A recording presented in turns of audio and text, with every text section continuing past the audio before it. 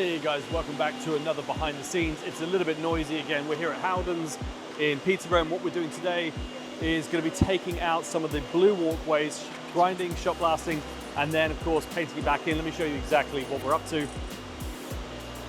So this is the grinding that you can see going on here. And typically we would use this for an infield walkway like you see here.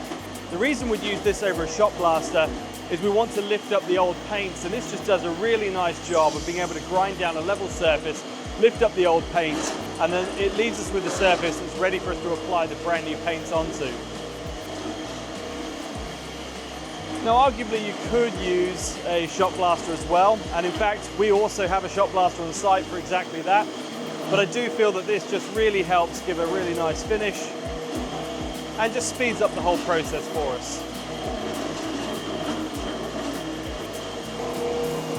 So as you can see here, this is just running over the surface, and we've got a sort of side to side as well as going forward motion, and that's really just cleaning it up, ready to apply the paints to.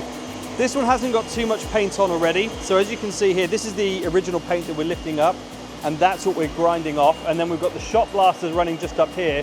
The shot blasters are giving us the finer edges.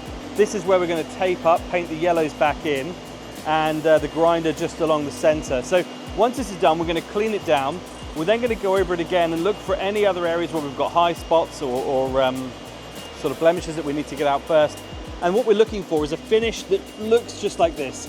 It's a really, really coarse finish, and we need that because the rougher the finish, the easier it is for the paints to stick onto it, as opposed to being something smooth where the paints just won't stick properly, kind of like trying to paint onto glass. It's pretty tough. Sorry, super bright here, just walking past the windows.